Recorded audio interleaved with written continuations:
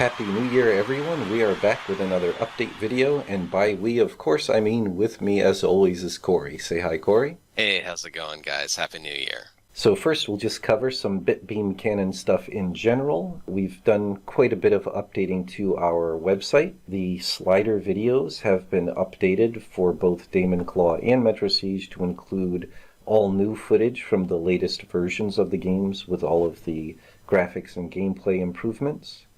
So I'll just leave it there on Metro Siege for a few seconds, and then we can slide over to Daemon Claw. So you can see this has gameplay footage from the latest versions of both levels 1 and 2. So we'll wait a few seconds for it to get to the level 2 segment there, just so everyone can see how that looks. There we go. Yeah, you chose some really good moments to put in there. Thanks. Yeah, it's actually a lot of fun getting all of the gameplay clips, and it really helps to balance the, we've been working a lot on level 2, making that as polished and playable as level 1. We're not quite there yet, but it's really getting close now, and it's a lot of fun. Alright, and then the other really important thing, we've created new trailer videos for both Metro Siege and Daemon Claw, and they feature music by the two great musicians. We've got John Takiris doing a fantastic soundtrack for Metro Siege, and the new trailer has both the kind of intro / character select, level 1 and level 2 music, I think, all in there. Skip to the level 2 sections and see. Yep. So, Nice. yeah, and then for Daemon Claw, this is a real treat for everyone in the general public. Until now, only our Patreon patrons have been able to hear the fantastic soundtrack that Alistair Brimble has been making for Daemon Claw. And now the trailer here on our webpage is your first chance to really hear quite a few seconds of a few different songs from his soundtrack he's making for us. So I'll play that for a few seconds here, making sure it's loud enough to hear.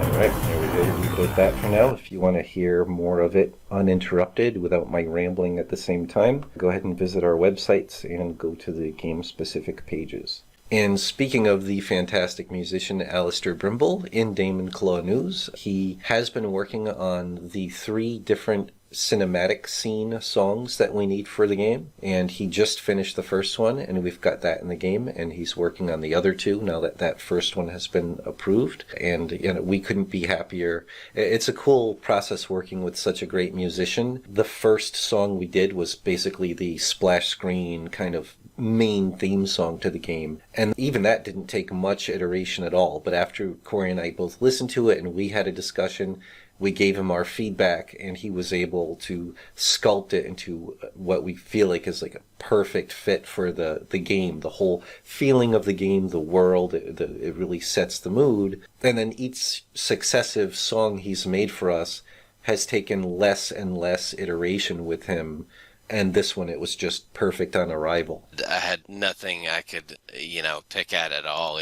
And I think that's the thing about that title song, which is actually a little longer, than all the other. It's more involved. It sets the stage for all of the rest of the music. Exactly. Everything else kind of branches out of that, and it's really, really beautiful stuff. I'm very excited. Yeah, and that's the thing. Like, keep in mind, he's such a pro, and he's so good.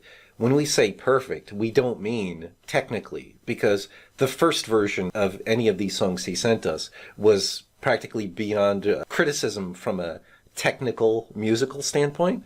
But we just mean, when we say perfect, not only great music, but it's so perfectly matches our kind of audio vision, if that makes sense, for the game. So anyway, really cool. We're really happy to be working with two fantastic musicians. It's so cool to have that. Very often in a game, the music can be the thing that kind of falls short. You know, if you're not Yeah, lucky enough to have yeah, it such a can great be musician. right. It can be a common thing for Yeah. sure because it is usually done later in the process of a development of a game, and It can be thought too much of level of as an talent. afterthought. Yeah. Right. Yeah. Yeah. Exactly.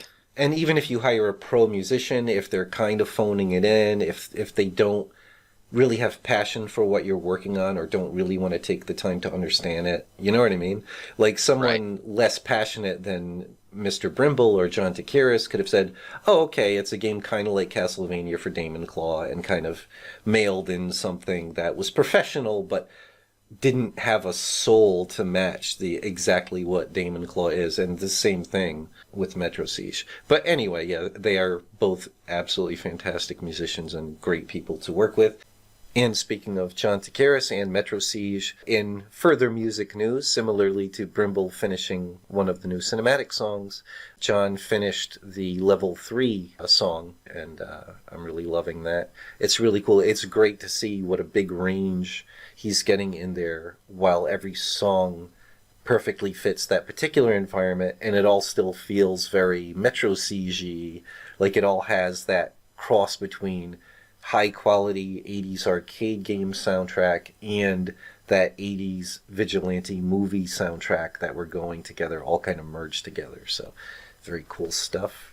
And speaking on other progress in Metro Siege, as you guys might know, we now have 3 levels quite functional. Now the demo of the game plays through a complete level 1 boss fight, transitions perfectly into level 2, which then transitions perfectly into level 3, which, while not finished yet, is a very nice showing of what the final level 3 will look like. But we also had done that ferry boat level to get it all working, so it doesn't have the right enemies in there yet, but it's, from a technical and artistic standpoint for the environment, that's all done.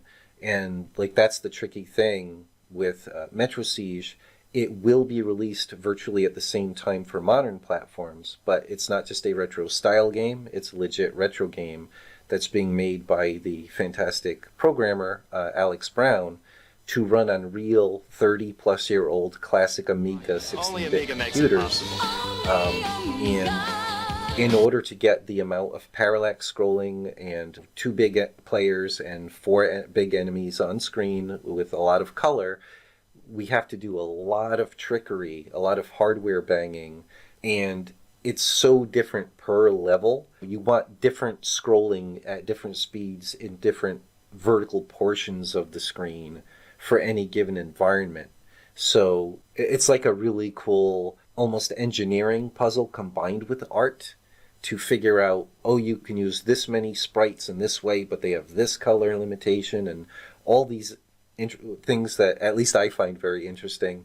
And we do, Corey and I, we make a video series on our YouTube channel called Forensic Pixology, and we've already done one video about the Amiga. And so after we finish a few more new environments for Metro Siege, we're going to do another Amiga Forensic Pixology video focusing specifically on all the different crazy hardware banging tricks that we're using per level of Metro Siege to get it all working at a nice smooth frame rate with all this stuff going on screen. And the goal is to have Alex in that discussion too, Yes. right? Yes, he will be the special guest on that video, so that's something to look forward to in the future. But anyway, point is, I've already planned out and done the kind of sketchy placeholder art to get it all working for something like 5 or 6 additional levels, and I just started yet another one planning it out. So very shortly after this holiday season, I'm going to have a new meeting. So Alex, the programmer, he'll be able to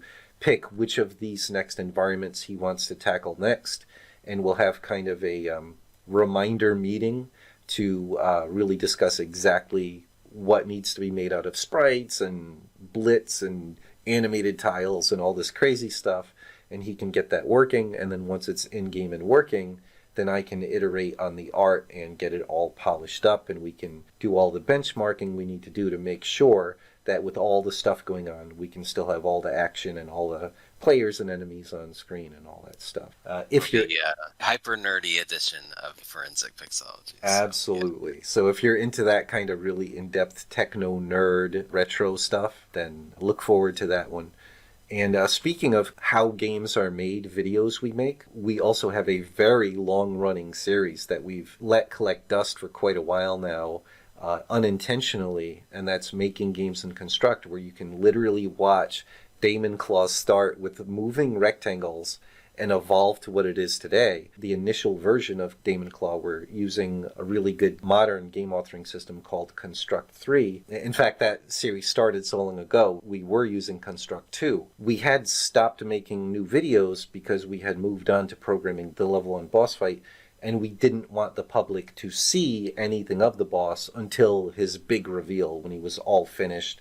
And ideally, a popular retro game YouTuber, who we don't know who that will be yet, will be playing and kind of world premiering the boss fight to the world. And like I said, we didn't want anyone to see it, so we've not made a new video in a long time. But since then, I've done so much to level 2, basic enemies, and just tweaking and improving the core of the game that very soon we'll be able to record a new Making Games and Construct video that will cover more general things like enemy UI and the new magic system that we added to the game and stuff like that. And in other interesting Damon Claw news, I got myself the least expensive model of the Amazon Fire TV stick or something like that. But it's basically a very mid-range power-wise Android phone without the phone stuff. It's just a little box that just plugs directly into the HDMI port in the back of a TV, and it turns your TV into an Android smart TV basically, which is generally used for web browsing and all the different pay channels. But because it is an Android device, you can also install emulators and games and play any Android game on it that does not directly require touchscreen controls. And one of the cool things about that, because the stick TV does not have any touch controls, that rules out most of the casual games and very tablet and phone centric games that people usually play on Android devices. Because of that, if you go into their games and app store, right across the whole screen, there is a specific list that is games that require a control pad. And so, to me, this is a fantastic opportunity. I think our games will really shine there in that very specific market for people that own the Amazon Fire and might want to look for a cool action game that they can play with their controller. And any Bluetooth controller that can be connected, those work great. And so while I'm blabbing about all this, I'll have spliced in footage of me testing Damon Claw, but that's the point. I was able to side load, it's called, install Damon Claw on the device, and already without any attempts to really optimize or anything for the particular device, and that being the cheapest and weakest version of the Amazon stick, it's running very well. So that could be another really cool market, and I like the fact that even without us saying so, I love how it's super specifically meant for, this game really requires a gamepad, which is exactly the kind of game Damon Claw is. And, yeah, it's nice of them to separate that category or have that in the menu and everything. I also have coming in the next 2 or 3 weeks a second-hand or third, who knows, iOS device, an iPad Pro. So that'll be a great way to test Damon Claw and future games we make on iOS devices. Basically, my thinking is not only do I want to spend the least amount of money on these devices, but it's good to get older models that can still run the latest OS version, because if it'll run well, if we can get the games running well, and so far there's no challenge there, get it running well on these older devices, it'll run really well on the newer ones. But the point is, we'll almost certainly be doing the same thing marketing-wise with Damon Claw and any other future action game we want to release on these mobile platforms. It'll say right in our game, these aren't like we're not making games like Candy Crush where it's all about, oh, you lost, watch this ad to get 5 more lives or whatever, and, it's all touchscreen. We'll be marketing them as, here's a chance to play this game mobile-wise, but controller is either extremely recommended or downright required.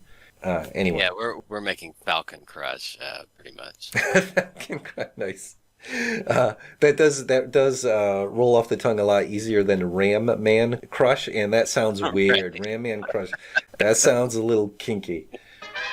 And to wrap up this update video, there is a recent edition of Boing magazine. I was interviewed in it, and there was a several-page spread, Metro Siege. Here we go. And this is in French originally. And the camera's kind of blown out, so you can't really see the text. But quite long interview with a lot of screenshots. And the cool thing is, for those of us who don't speak French, that it was recently translated on the official English translation website for Boing, and also another Amiga community translated the interview into German. So I'll be posting the links to both translations and to the original, if I can find the link to that, the web version of this interview, in the description of the video. So if you're interested in reading that interview and potentially getting more info on the development of Metro Siege and how the project started and all that stuff, then it's worth taking a look. And thanks very much to the creators of Boing magazine and everyone who supports it, I guess, for helping to spread the word for one of our beloved projects. And we hope you guys have a happy new year. We are certainly looking forward to an exciting 2022, and we'll see you next time. That sounds a little kinky.